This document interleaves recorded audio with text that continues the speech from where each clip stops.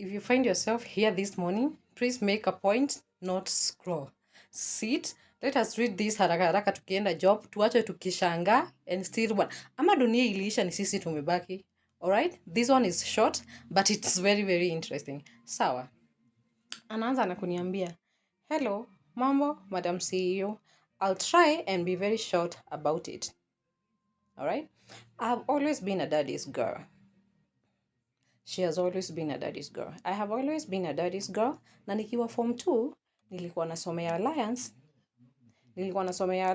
na kwetu ni Nakuru. So, my dad used to drive me from Nakuru to Nairobi. So, ours started so innocently. It was just holding hands, those pecs kidogo, and I thought there's nothing beyond that. Siku feel like I needed to share anything because there was nothing out of the ordinary.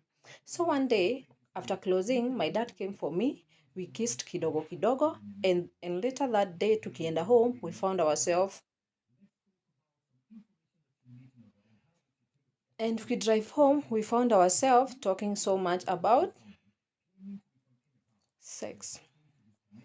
So before tufike home, akaniambianga, I don't have to tell my mom about anything, and if I'm not comfortable, I should not be willing to do it.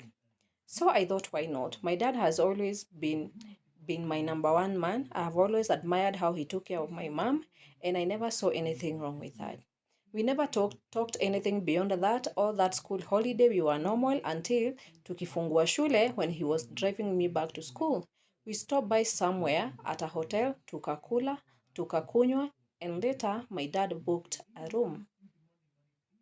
Mind you, nilikuwa na uniform and nobody asked. Because that was my dad and he had the idea. He just said, nilikuwa naumwa kidogo. He just wanted me to rest kidogo as we continued with the trip.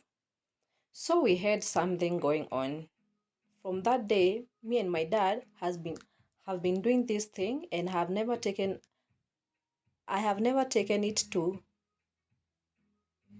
be guilty enough to share it with anyone. Some of you would want to know whether I maintain my grades. And yes, actually, I started doing better in school. I never saw a point of discussing it with my mom.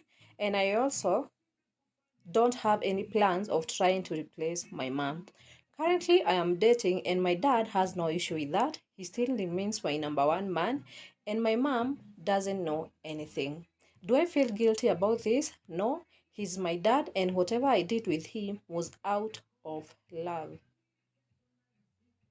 So I would say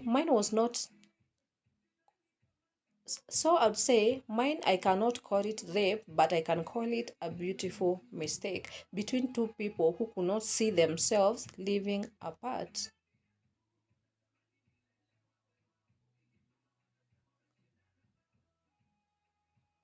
Have a good day.